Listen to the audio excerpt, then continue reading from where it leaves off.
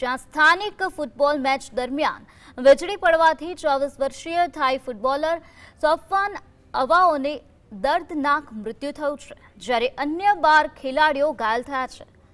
Social media પર viral થયેલા આઘાતજનક વિડીયોમાં જોઈ શકાય છે કે ખેલાડીઓ વરસાદ વચ્ચે ફૂટબોલ રમી રહ્યા હતા ત્યારે જ અચાનક પીચ પર વીજળી પડી હતી અને જોરદાર ધમાકો થયો। અહેવાલ અનુસાર વિંગર તરીકે રમતા આવાઓનું ગંભીર ઈજાઓના કારણે ઘટના સ્થળે જ નિધન થયું હતું।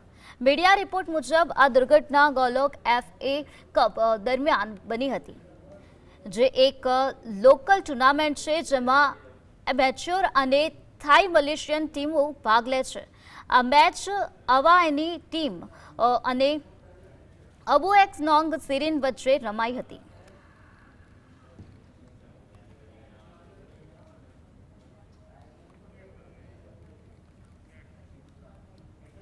નવસારીની વાત કરીએ તો નવસારીમાં પૂર્ણા નદીના કિનારે ધોવાણની ગંભીર સ્થિતિ સર્જાઈ છે। પૂર્ણા ટાઇડલ ડેમ નજીક 60 ફૂટથી વધુ જમીન ધોવાઈ જતા ખેડૂતોની ખેતીને મોટું નુકસાન થયું છે।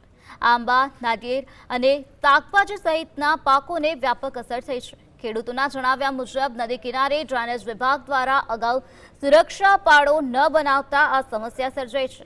નુકસાન સામે ખેડૂતોએ કલેક્ટર સમક્ષ રજૂઆત કરી વળતરની માંગ કરી છે। આ ઘટનાની જાણ થતાં તંત્ર હરકતમાં આવ્યું હતું અને કલેક્ટરે ખેડૂતોને યોગ્ય કાર્યવાહી તથા સહાયનું આશ્વાસન આપ્યું છે। હાલ મામલો શાંત થયો છે, પરંતુ ખેડૂતો વળતરની રાહ જોઈ રહ્યા છે। જમીનમાં રહ્યા જ નથી અને ખેંચી લઈ ગયા છે।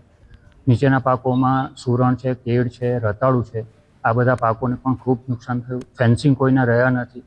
હું મારી પોતાની વાત કરું તો મારા ખેતરની અંદર 800 કિલા કેળ હતી, જે પર કેળા તૈયાર। જે દિવસે સવારે રેલ આવી એ દિવસે સવારે 100 મણ કેળાનો ઓર્ડર હતો, જે હું કાઢી શક્યો નથી અને અત્યારે હવે એ બધું